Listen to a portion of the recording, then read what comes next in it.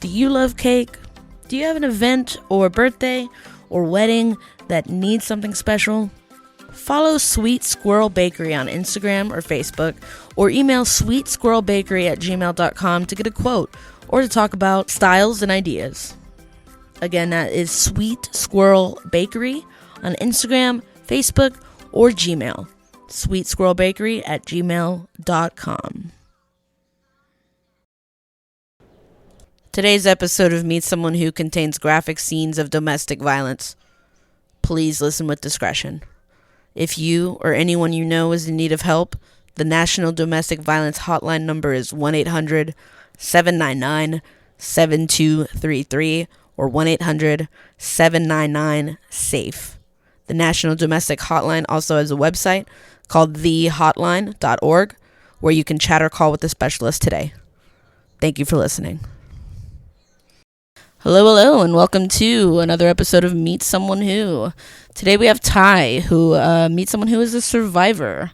Ty, this is my first time meeting you, so this is my first time doing an episode where I haven't, been friends with the person for like 5-6 years. So if I'm awkward, please bear with me. I'm so sorry for being so awkward. It's okay, I'm pretty awkward but myself. It's really nice to meet you, Ty. And why don't you go ahead and tell everyone what you're a survivor of today? I have lived through many years of domestic violence throughout my life. So you know the ins and outs of manipulation and lies and gaslighting and like physical abuse, different variations of emotional abuse. Yeah, I've been through a whole lot of things of that nature. All right, so I guess let's just start off. Tell me, how did this is there a main relationship that you are referencing when you're referencing your domestic violence past? Honestly, there's been like quite a few of them that have been so equivalently terrible to one another that I really can't like specify to you a single one that was like actually the worst. They're all terrible in their own ways. So okay. Let's talk about, your first one. What was your first experience? When did you realize this guy's abuse? This is abuse. Did it take a long time? Honestly, a lot of my abuse started like when I was a kid, like in my home life. So I think like my first recognition of like, yeah, I'm being abused was when I was probably about 15 or 16. Wow. I had been dealing with like, I fought a lot with my dad. Like we would get into physical altercations all the time. And I don't really even to this day understand like his side of things, and I don't think I ever will, and that's okay. He's honestly a much different person now, and I'm very happy for that. But isn't that like a bittersweet thing though? It really is. Because the same with mine, like a completely different person growing up. It's insane to me, but it's even more bittersweet because I have a kid brother that's like 11 years old now. So to see him get the best parts of my dad that I never got is really hard, but I'm also really grateful that he doesn't have to deal with the things I went through. I tell my little brother that all the time. And the thing too is that like my family was really weird. We had a lot of shit going on, and I was really the only person that ever dealt with a lot of physical abuse at all. Like I had a sister. My sister's a year younger than me, so we grew up together. Okay. And she never really dealt with any of that, but my sister's also a lot quieter. She's not defiant. She doesn't speak up? No. She will when she gets to the point she feels like she has to, but she knows when to quit. You know what I mean? Yeah. I really didn't. And it's that spirit though. Yeah. I know exactly what you're talking about. I can't I think it's really just a matter of like having to feel respected as a human being for me. And so when I don't feel like someone is treating me a way that I need to be treated in general, I lose it, and I don't handle it well. But I think the first time I realized it, I was like 15 or 16, and it had been happening probably I think since I was 12, and I remember the very first day it turned into that, because like for a long time it was just we would get like spankings or whatever, like we would get in trouble and shit, but it wasn't like drastic like that. But like explain drastic, like so authorities called, like here's okay, my first memory of like genuinely being abused and like leaving with like bruises and like being fucked up was I was 12 years old, and my mom had taken us to like a clothing store to get like whatever, and she had like an optometrist appointment after that. It was like a whole thing.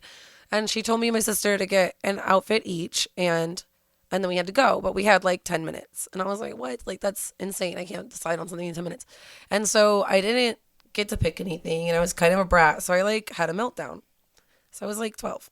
And, Right. you know, it happens. And my mom's not, she's a lot more patient now. She was not a very patient person then. And she didn't take well to that. And so on the way home, she called my dad, and she was like, you know, you have to deal with this. Like, I don't, you know, she's in trouble. It's like a whole thing. And so we get home and we pull into the driveway, and my mom drove a Ford Expedition at the time, and I was in the passenger seat, and I didn't even get out of the car. Like, my dad was waiting for me in the driveway with a belt, and he just like went in on me, and I didn't have an opportunity to really do anything, and I just kind of curled up. I haven't talked about that in a long time. But, shit. No, it's okay. Take your time. Take your time. Please. Yeah, listen, when I hear a door knocking, I remember my dad running, chasing me down the hall to my bed, breaking my door down. Yeah, man. You ever been afraid like that? Oh, God. There have been so many times. And I think, like, now, I just don't even, it doesn't happen like that anymore for me. Like, people, Those memories, I hate to say that, you know, I forgive him and blah, blah, blah, and I love him now, you know? And the relationship I have with my dad now is, like, weird. We just, like, we've had a lot of, I've talked to him about it a lot, honestly. And the fucked up part is when it first happened, like, he apologized, like, really, he cried about it. Like, he obviously felt bad, you know, and that was the first time I'd ever seen my dad cry about anything. And it was a whole thing. And, but, like, at the same time, I was so angry because, like, he just did that to me. And I had, like, on my leg, he had hit me so hard with the belt that, there's a perfect square. And it was, like, you could see it was trying to bleed. Like, it was almost a pressure cut. But it just, like, wouldn't. And it was just all this blood welling up. And I was just covered in stripes, like, on my arms and legs. I had to wear sweaters and leggings to school in the middle of summer like, out in public in the middle of summer. yeah. For, like, 2 weeks. It was crazy. It was awful. So, that type of domestic violence that's, you know, in your childhood and growing up in your formative years and stuff like that, did that kind of translate into, have you had relationships? Absolutely, yeah. My firm belief is that people who are abused as children that don't get the proper therapy or medication or help for that trauma end up being perfect victims later because they haven't healed themselves from that and they don't understand what to look for in a healthy partner. That's one of my points is red flags. Yeah, you don't understand. You almost seek out. Yeah, you do, because the thing is, and I've done a lot of research on it, you know, because dealing with it and having to find a healing process and not really having access to really great, like, healthcare to be able to go see a therapist and everything like that. Like, I've done a lot of research on my own time, and I've read a lot of psychology journals about it, and I've read that, like, people who deal with, like, emotional abuse and, like, physical abuse have these, like, it messes with your receptors in your brain, like, your serotonin deposits and stuff. Like, you get different deposits from those reactions, like the highs and lows with those people, because it's like a roller coaster. And you would say, I'm sure you could get easily diagnosed with PTSD just from... I definitely deal with PTSD because, and I recognize it in my relationships with other people all the time because, like, man, there's so much that goes into that. Like, the things that people have said to me out of spite and hatred to emotionally abuse me have stuck with me, and, like, hearing anything similar to those things will really fuck with me. I don't like I have really serious issues with intimacy. Yeah. Like being trusting to people is really a hard thing for me to do, like genuinely. And I, was hypersexual for a while because I just wanted to feel some kind of affection from people. And it's when you feel like you want to have control. Yeah, I get hypersexual too. For sure. When I feel that's like also I've an lost aspect control. of that. Mm-hmm. But I don't think that was something I recognized about it for a long time, because that started really young for me, which was super fucked up also. And like that, it was just a whole thing. It was bad. And I made a lot of bad decisions with that, and then I ended up moving on from it, and now I'm not the same. I don't have that issue at all anymore. Like, it's completely opposite now. Like, really? Yeah, I just don't, like, I'm like, don't touch me. Like, don't leave me alone. So I feel like people that have been, a survivor of this kind of abuse and any kind of abuse, really, I guess, you were saying it's hard to trust people now. Mm-hmm. What does it take for someone to gain your trust? I mean, you said you didn't see the red flags before, or you were someone who wasn't trained to see the red flags before.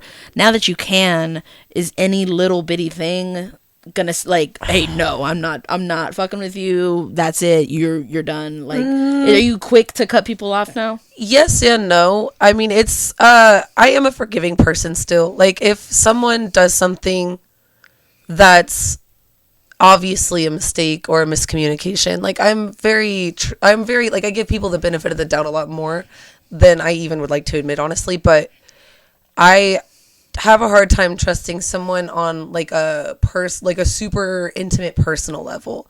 Like, if someone betrays me in a way that, like,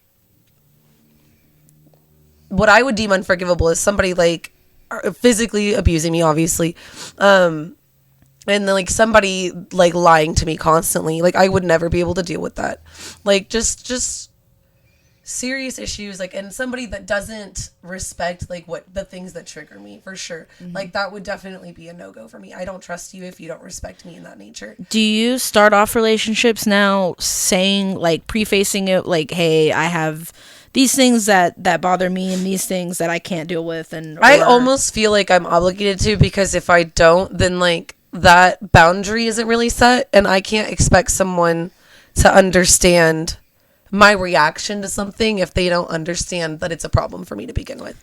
Boundaries is really important to go over, because I feel like part of having PTSD is your whole life feels like you're resetting those boundaries with people you've seen all the time. That's been a really recent thing for me, actually. And so that's really interesting that you bring that up, because I haven't really talked to anyone about that. But I like, setting boundaries with my parents has been a thing for me recently. Like, it's really healthy. It is. And I, to be honest, didn't do it in the healthiest manner, but it worked out really well. So, because like my dad, like, after a while just kind of started leaving me alone. Like, we just didn't talk really for a long time. And I kind of just went through my phases of life, and I was kind of a burnout for a couple of years, like, it just is what it is. I was doing a lot of like LSD, and like, how old are you? I'm 25. I'm 26. So like, so that's, so like from like 17 to like 23, probably. I just fuck it, It was crazy because I used to work with your mom. Yeah. I don't know if you knew that. I was a supervisor. I was 18. Oh my God. When she was a supervisor at Kroger. So I was like her little shit that kept bothering her. And I heard so much about you. She has nothing but good things to say about you. Really? Yeah. Okay. She loves you. She thinks you're great. So it's just weird that I feel like I've known you for so long. Yeah. I've literally never met you. I've only seen pictures of you on Facebook. That's so funny. But what were we saying? Boundaries. Important to set, important to go over. I just went to behavioral therapy. I'm bipolar. So for a month and a half, I was in behavioral therapy where we talk about our feelings. I've been through behavioral therapy. Love it. I mean, I was impatient before in gym. I've been impatient too. From a suicide attempt. Sometimes you just want to do the dance. Sometimes you just don't want to be here anymore. And you wake up and you're like, this shit again? Bro. But so in behavioral therapy, they teach us boundaries, and we had to take this little test that's like to know how to know if you're not a sociopath, but almost. You Yeah, know what I mean? I love, you know, Like, how do you? Psychopath You're a sounds a little defensive person if you like run away from a conversation or shit like that. Like, how is being rude. through right? How is going through these turbulent relationships? Has it strengthened the way you communicate? I feel like you come off as a really well-spoken person that knows what they're talking about. you. Like, Oh my god, that's so sweet of you. It took many years for me to form that ability. For a long time, like after leaving my parents' house and kind of becoming my own person, like I was very aggressive.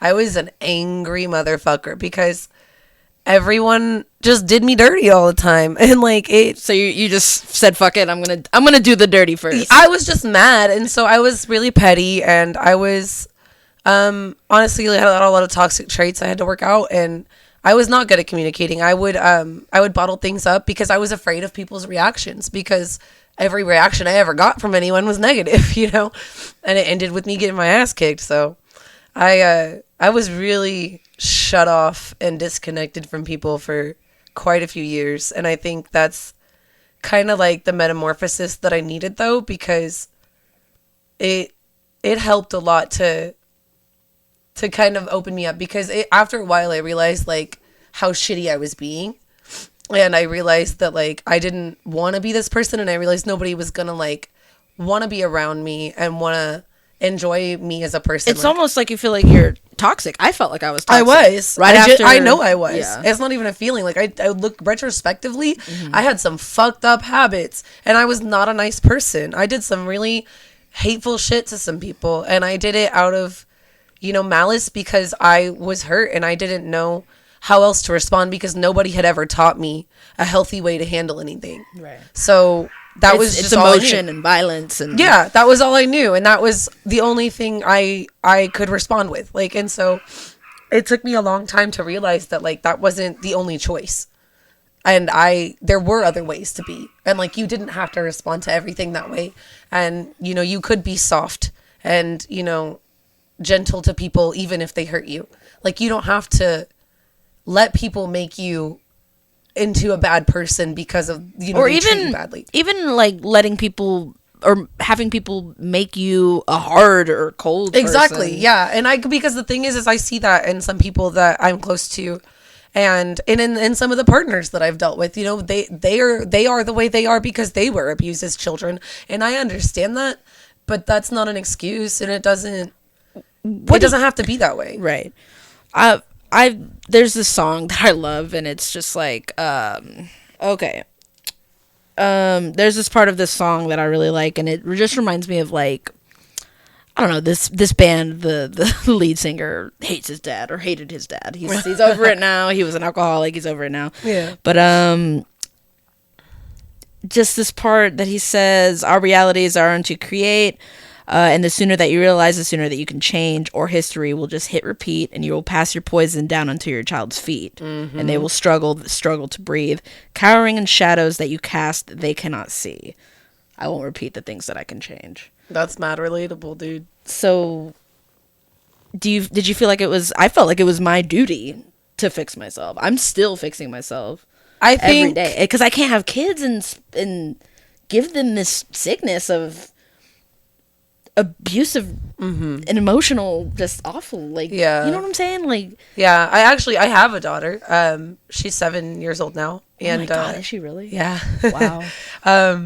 and that's a big part of it for me. But I think even before that, I didn't have it in me to put the effort forward to do it, but I definitely like knew that I wanted to be different. Like, I knew that I didn't want to be a mean person. I didn't want to be malicious or angry or bitter or jaded, because there's a lot more to life than the people that hurt you, and you can't let that shit stop you from like being happy. Like, you gotta just go out there and get it, dude, because You said it was like a metamorphosis, and I like that term because it's you go in as a caterpillar and you come out as a butterfly. Like, I mean, we all, like, as gay as that is. yeah, it really did feel like that, though, because I like moths better, but but it really did feel like that, because like, I didn't know anything about the world. Like, because I went through a lot of abuse as a kid, but I also was very, like, sheltered. That my parents didn't, like, they did a lot to keep us away from, like, the darker parts of life. I didn't know much about sex or much about, like, I mean, I knew the basics, but I didn't know much about, like, you know, like the raunchy shit. I didn't know much about, like, drugs or drinking or any of that. Was like, it kind of like a don't ask, don't tell type situation, or was it like? Not really. Like, Did you feel like if you came home one day and your mom found weed on you, would you be like fucked? Like you're done? Oh, absolutely. At that point in time, for sure. Like, Yeah. it would not have been good. Like, Yeah. especially as a teenager living in my parents' house. Oh God, no. As an adult now, I do what I want, and like we're all on the same page. But Yeah. you know, definitely then, like, yeah, it would have caused a fight for sure. Okay. Let me see here. So, with domestic violence being part of you, you said you had partners display this kind of. Yeah, it's moving on after my parents. Like, it was really easy for me to fall in with people that had the same attributes, and like, the fucked up part about it is you don't ever see it until it happens because you don't want to, and you don't know what you don't know what the flags are for a while. You know what I mean? You gotta feel shit out, especially even as a person who doesn't deal with domestic violence. You don't always know what the red flags are, Right, and that's and I how feel you like end up in that situation. exactly, A lot of the time. and I feel like you could have gone up to someone who knew all about domestic violence and just be like, "Yeah, this and this happening," and they'd be like, "That is happening. Run!" Like, Well, and you know, but what if you don't have like? the crazy thing is people will tell you that.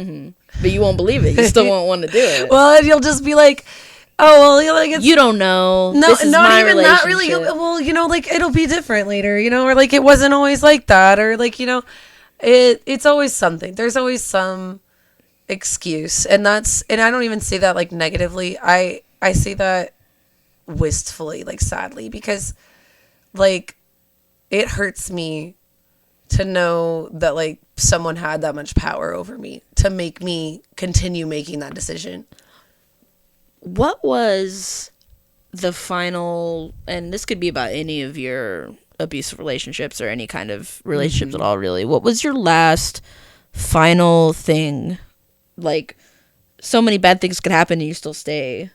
But what was the last thing? The worst thing that someone did to me that I was immediately like, I can't do this shit anymore, was when I got into an argument with a guy I dated. I was with him for like almost a year, and I had known him in high school, and we had dated before, and it didn't end well, but it didn't go like this. So, you know, and I thought we could try again, and we were together for a long time, and he had started drinking a lot, and he became a really bad alcoholic.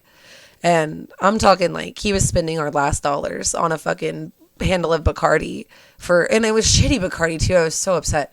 And like, Bacardi's only like 20%. it so. was, I know. Why are you spending all that money on I Bacardi? know. Well, when he on a good day he'd go get like Kraken, but yeah, he had shit taste. I like rum, but that's shit. But anyway, so we had gotten into it, and I don't really honestly remember how it started. He says that I started it, like I threw something at him. I don't know. I really don't know, and that's something that happens when you're gaslit a bunch of times. You really just didn't. You don't know. Well, and also situations present, and I feel like it could just start off that heated. It really Like- could, yeah. And you know, you really it. I have no idea, man. But all what I can remember is that we got into it, and it was a really not a good time in my life. I was living at like a budget suites thing. It was like an extended stay. So basically, this place I was staying at, if you have the cops called to your unit, like you have to leave. That's it. Yeah, okay. So we had gotten into an argument, and he was being a spiteful bastard, and he was like, "Well, I want to leave you, blah blah blah, whatever," and he had done this a couple times before, and so I was just like whatever, dude, just go. And so he kept trying to like come back in and like instigate some more shit, and I was like, please just leave. And I had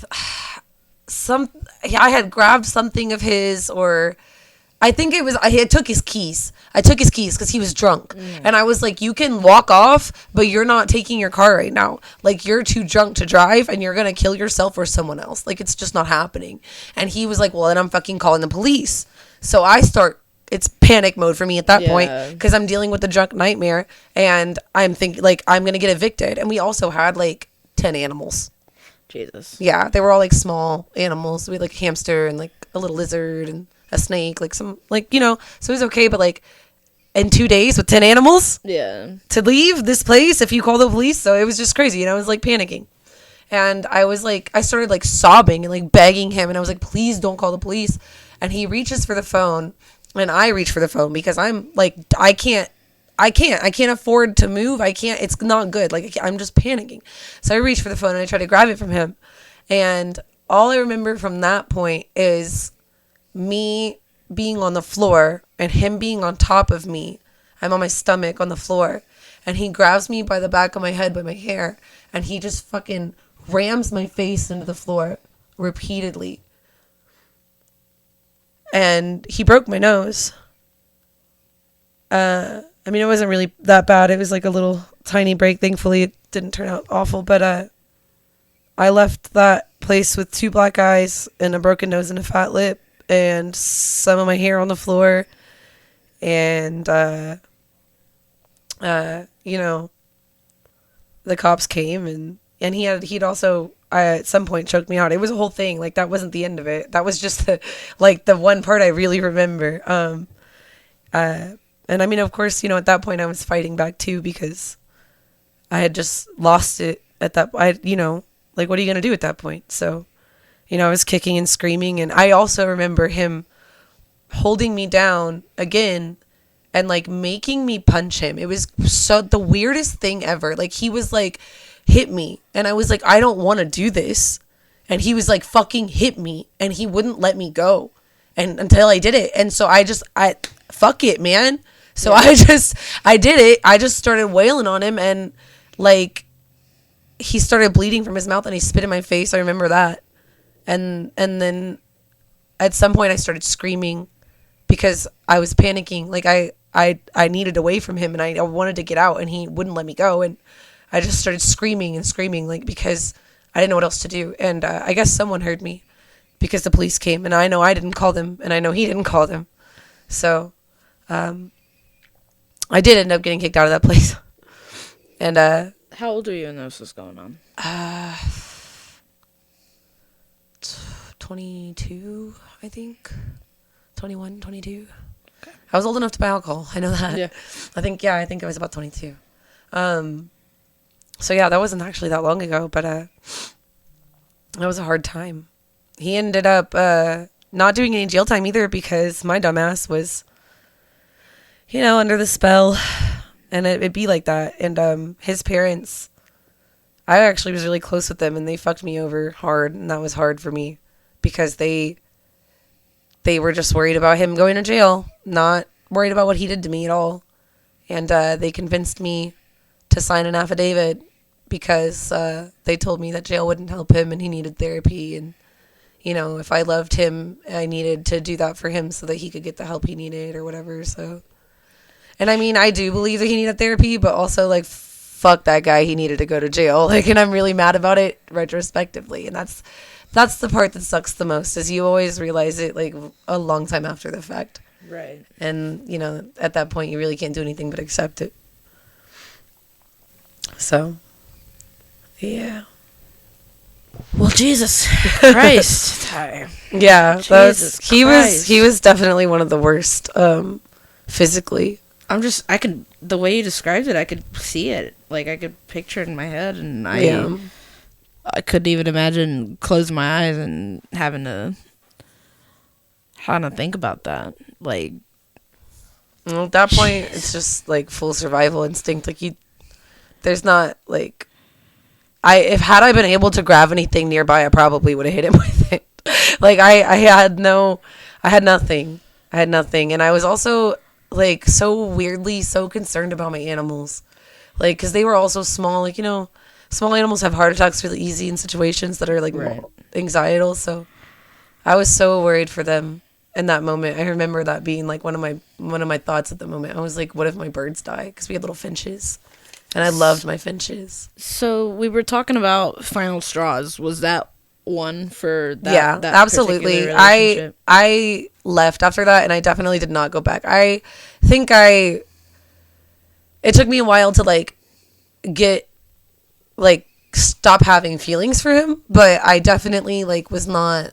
She like forced yourself. Yeah, I was done. Like I was like I can't do that to myself. Yeah. Like it was not a thing that I was gonna allow anymore, even if I had the feelings I had. Like I didn't need him if that's how it was gonna be, and I realized that, and I was able to thankfully like accept it and kind of eventually move forward. Did it take like an intervention of some sort? Did somebody have to convince you to do that? Or I feel like as someone who cares about some people that have been in domestic abuse situations, and one time somebody came and asked me, can I stay at your house? My ex has a gun and he's coming to my apartment and he's scaring me and my baby, and and I told them, I said, are you going to sign a police report? Yeah. And they said no. And I said, then, I mean, I'd really rather you do that. Like, you can come stay if you sign a police report. And they said, okay. And I hated doing that, tough love bullshit.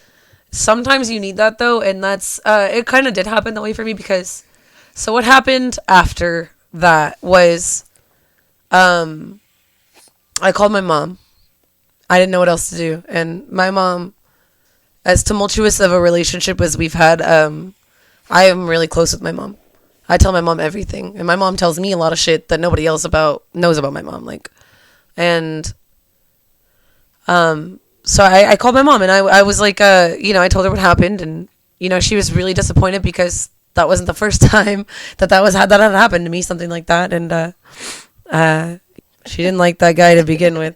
I don't know if she like expected it or she, because you can kind of read a situation. But I don't know. But she was there for me. She came and she helped me, and she gave me a day or two to myself because I had 2 days to get everything that I owned out of that fucking shitty unit. And I had my friend Jared come stay with me, and he stayed the night because when my ex was barging through those doors the way he broke the door off the door frame. So it wouldn't shut properly, and I had to stay in that apartment that night. So I had someone come stay with me because I was like, that's not... Yeah, it was really a sketchy place. Like, I was not about it. So do you...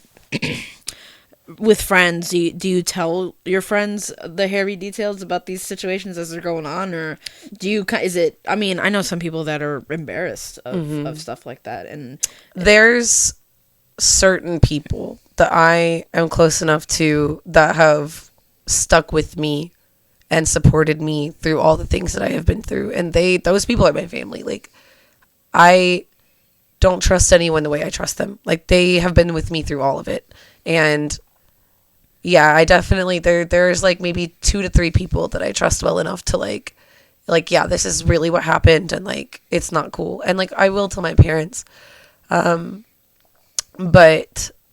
Jared was one of those people, and he stayed with me, and he, did his best to help me through the emotional aftermath, which was not easy, I was a hot mess. And I think really the hardest part was just accepting that it happened again. And once you're a victim so many times, you get hopeless. And you start to think, like, is this all that there is for me? Is this all that I'm ever going to get out of life? Like, you just want someone to love you, and you just get the same thing over and over. And the reality of it is that it's that part of it, I won't say it's just as much your fault, but it's just as much your responsibility to try to learn how to seek out healthier things.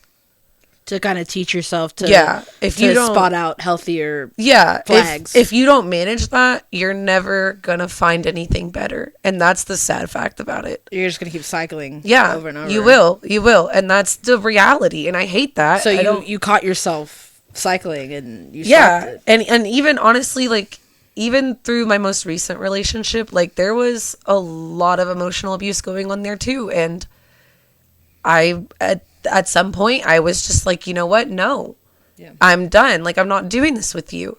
And, I'm better for it. And that was like not even that long. This was like this last month. Like, I am always moving forward, but it's like each person I'm with just has a similar issue for some reason, and it's hard to get over. It's hard to get around. Do you see yourself as like a my first boyfriend was really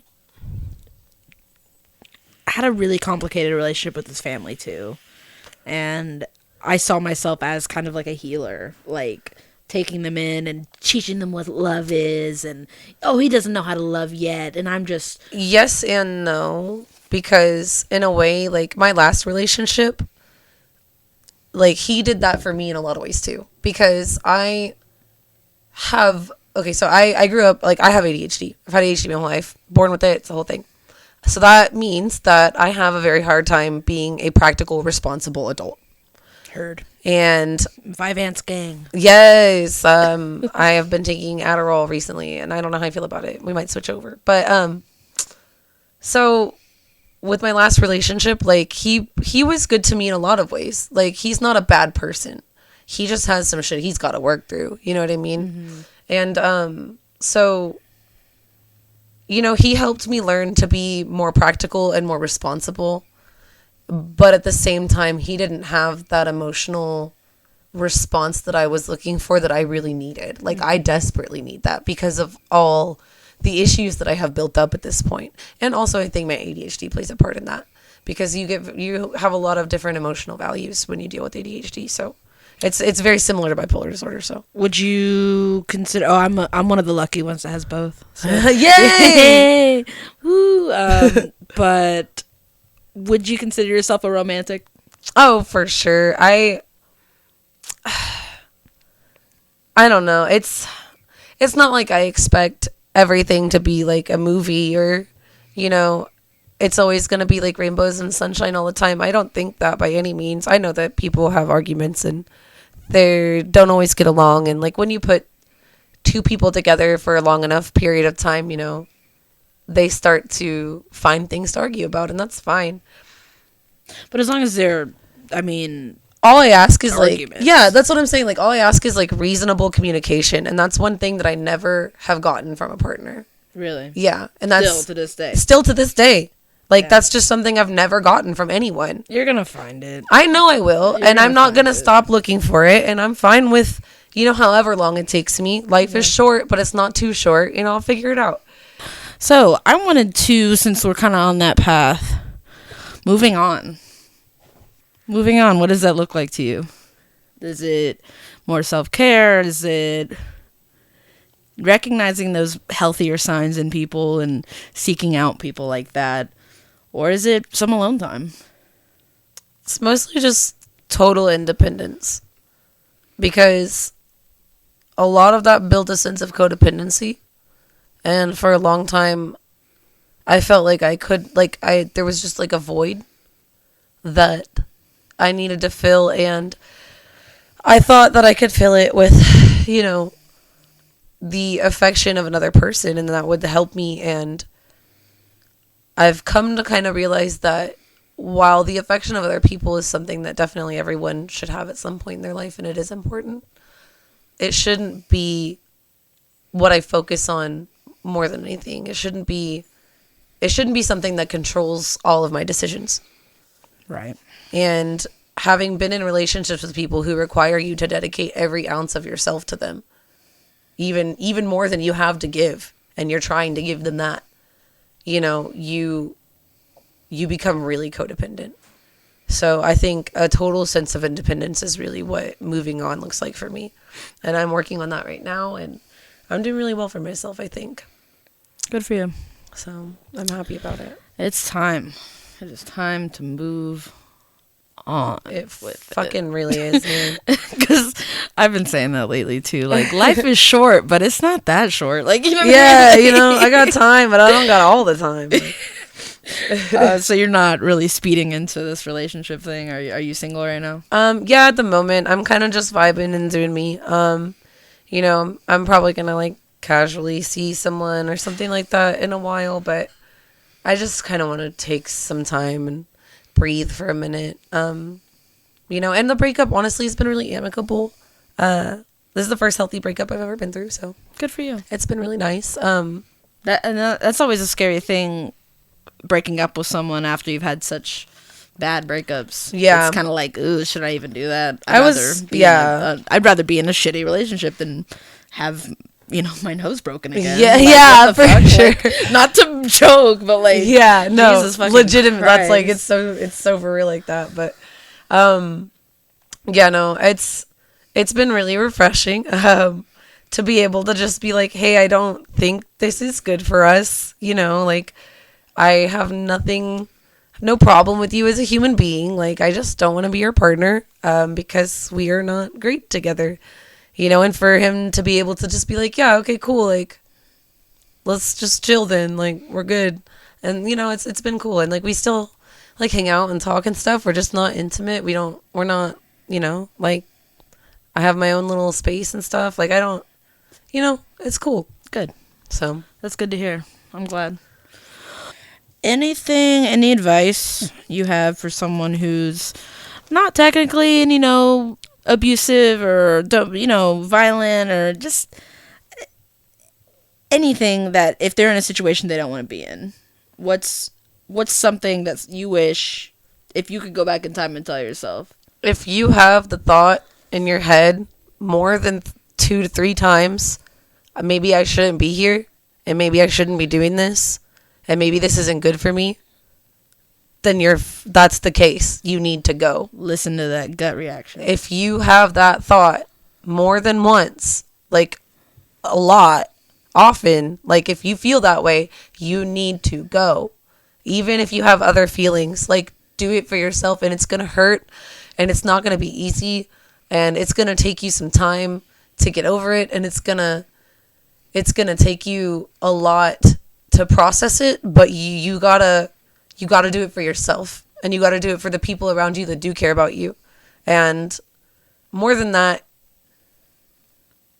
just do it so that you can actually enjoy some period of your life, because if you're stuck in that place, you won't get out until it's too late.